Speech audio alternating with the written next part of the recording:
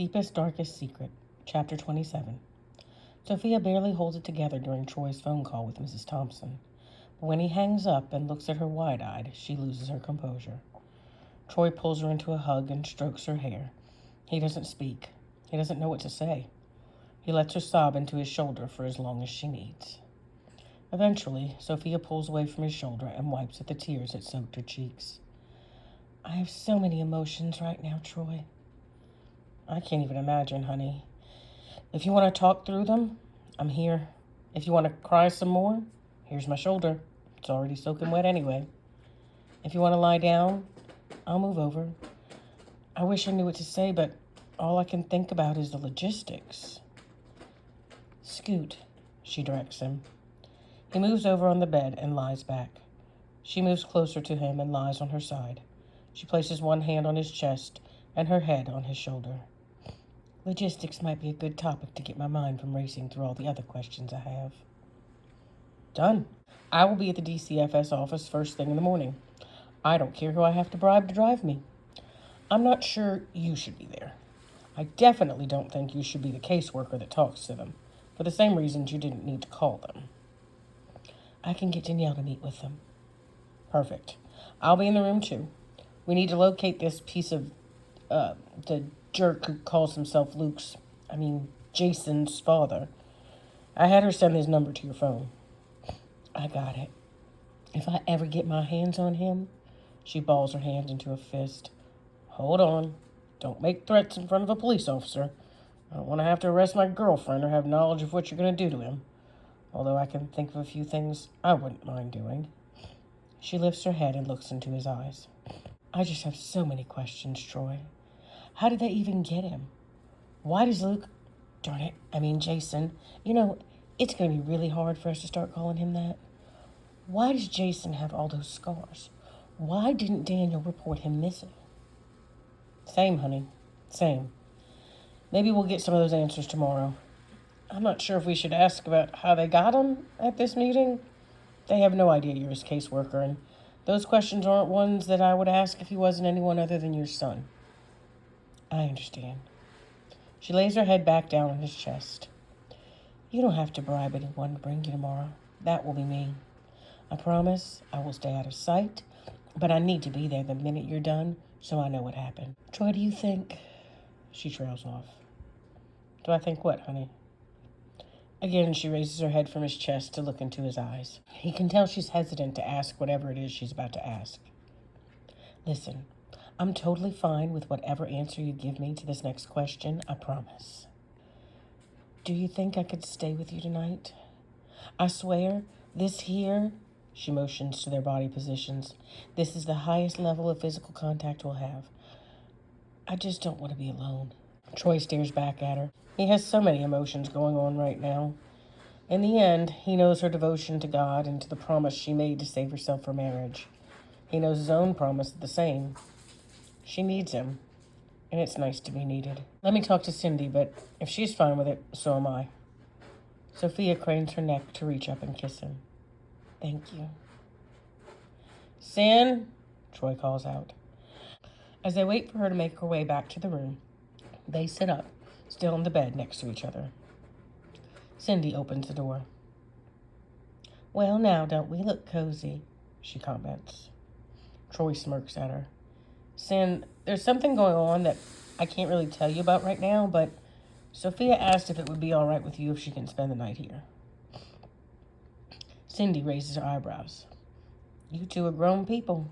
If that's what you want, I don't mind having the extra person in the house.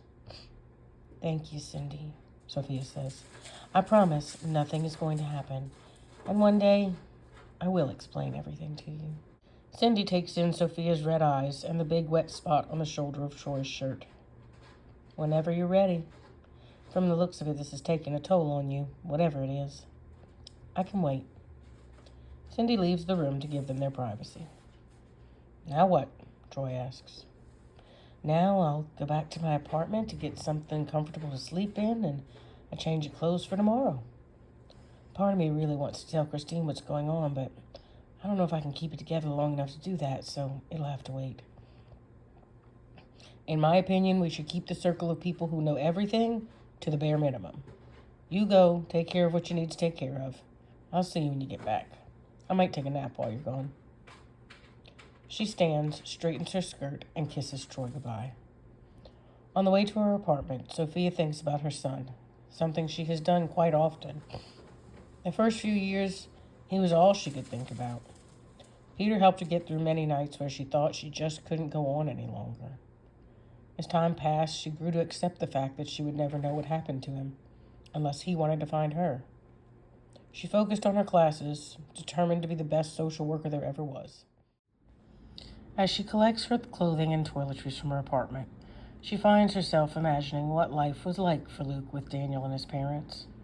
She doesn't remember Daniel's parents being smokers, but Daniel used to have a pack-a-day habit. Did he do that to her baby? How long had it been going on? Back at Cindy's house, Sophia finds Troy is still asleep. Quietly, she places her things in the room where he's staying and finds Cindy sitting on the back porch.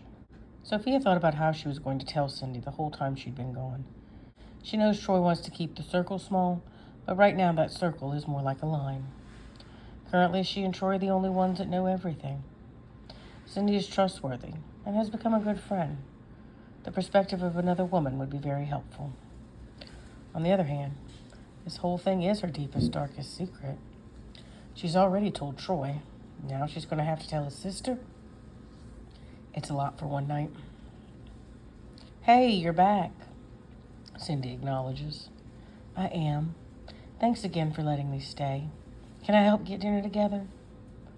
We'll worry about that in a minute. Sit.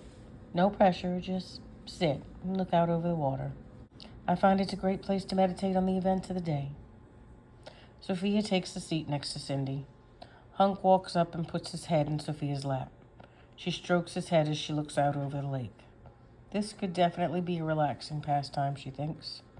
Maybe, eventually, she and Troy could get a place on the water. They sit in silence for a while, but the secrets are eating Sophia up from the inside. She turns to look at Cindy. Cindy, I think we've become fast friends over the last few days, don't you? I feel the same way. You're easy to talk to, you share our family values, and I think you're really good for Troy. I love that man so much. Just don't tell him that.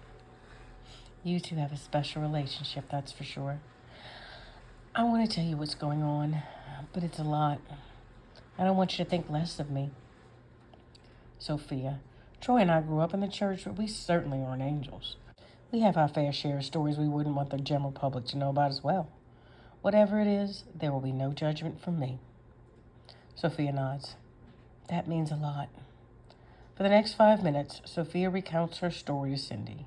She starts with Daniel and spills her secrets, ending with the recent realization that Luke is her son, Jason. To her surprise, Cindy listens without interrupting. She keeps eye contact with Sophia the entire time, making all the appropriate facial expressions. That's all of it, Sophia concludes. I could really use a woman's opinion on all this. My emotions are all over the place right now. For just a moment, Sophia thinks Cindy isn't going to ever say anything to her again. Cindy? Cindy looks away for a second, and when she turns back to Sophia, there are tears pooling in her eyes. You poor thing, she finally says. Let me respond to one thing at a time. She repositions herself in her seat so that she is directly facing Sophia. First, you're certainly not the first, nor are you the last woman to let a man talk her into a physical relationship against her better judgment. That's a tale as old as time. You also aren't the first or the last to get pregnant or get an STD the first time they had sex. Next, your ex-boyfriend is a piece of trash. I knew that as soon as you said he sweet-talked you into a physical relationship you weren't ready for. Pregnancy or not, he would have dumped you simply because he was only in it for the sex.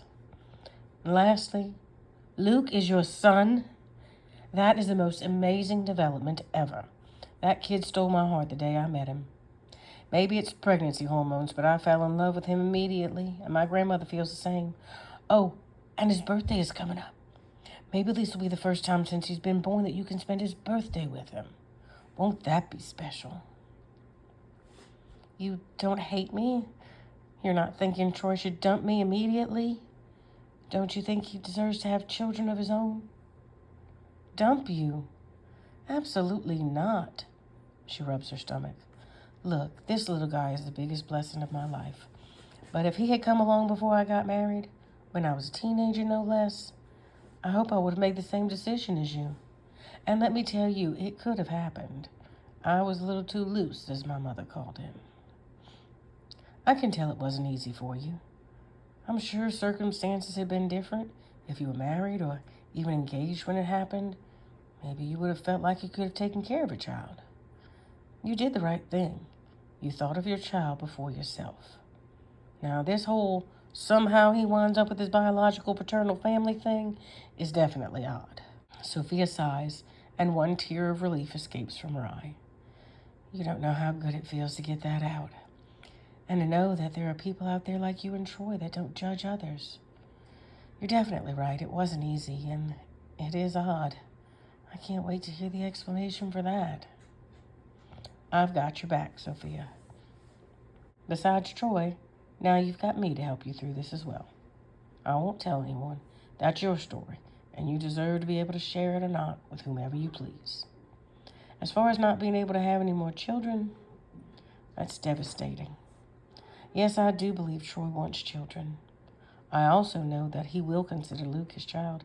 He practically already did before he even knew he was yours. Besides, with your job, you know there are other ways to have children. If you want, that is. And nothing is impossible with God. Now, let's get dinner ready. This little guy, she rubs her baby bump again, is craving steak. As the women are preparing dinner, steak with grilled Brussels sprouts, Hunk sits at their feet.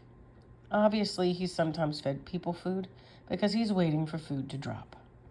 Having smelled the steak grilling from the bedroom, Troy makes his way to the kitchen on his crutches.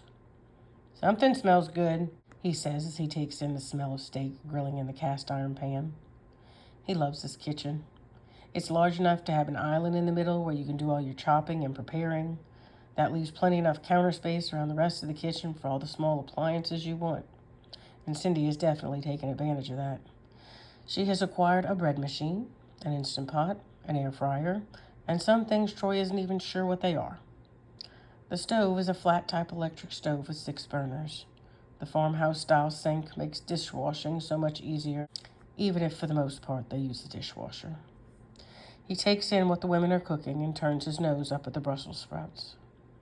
Vegetables aren't really his thing. What can I do to help? Maybe I could boil some water for instant mashed potatoes? He asks. You can sit at the table and be patient, Cindy tells him. I don't want you anywhere near my stove. Sophia, don't you let him cook for you. Come on, Sin. That was one time. You're never going to let me live that one down, are you? Sophia loves the way their relationship is. She wishes she had siblings. Oh, now you have to tell me this story, she tells them both. Let's just say Troy and Fire don't get along. There's a reason he's a policeman and not a firefighter. Really, Sin? Look, he says as he turns his attention to Sophia. I was 19 years old. I had just graduated high school.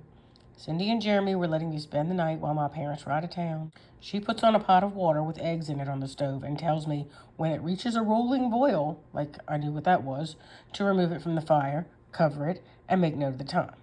So I did. Then I realized that some water had dripped on the burner, so I wiped it off. And I may have left the towel a little too close to the still hot burner. A little too close? You left it on top of the burner. And then you walked off. Cue the smoke detectors going off and the fire department rushing over to our house.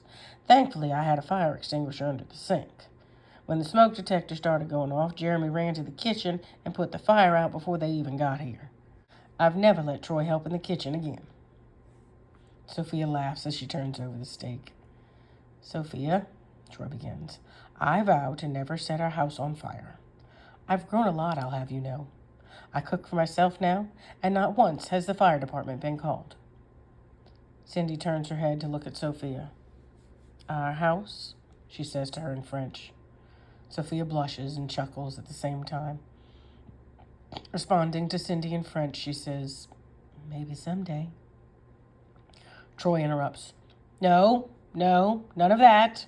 No talking in code. You know, it used to drive me crazy when you and Grandmère would start talking in French. I knew then you only did it to leave me out. Cindy laughs. Must be your insecurity rearing its ugly head. Did you forget Grandmère only speaks in French? Was I not to talk to her the rest of the day because you thought we were talking about you? All I said was, our house? I mean, you know what I mean. If Sophia and I ever have a house together. They all laugh and joke until everything is ready. Cindy's husband, Jeremy, makes it home just in time to sit down at the dinner table. The evening is pleasant enough to almost take Sophia's mind off what's going to happen tomorrow. She showers and changes into shorts and a t-shirt to sleep in. Troy has already fallen asleep by the time she makes it into the bedroom. She kneels next to the bed and prays. She praises God for his awesomeness and thanks him for all the blessings in her life. She prays for strength, forgiveness, and the wisdom to do the right thing. Lastly, she asks God to bless her relationship with Troy, and if it's his will, to allow her to someday have more children. She then eases herself down as gently as possible into the bed so as not to wake Troy. Arm draped across his chest and head resting on his shoulder again, she falls into a peaceful sleep.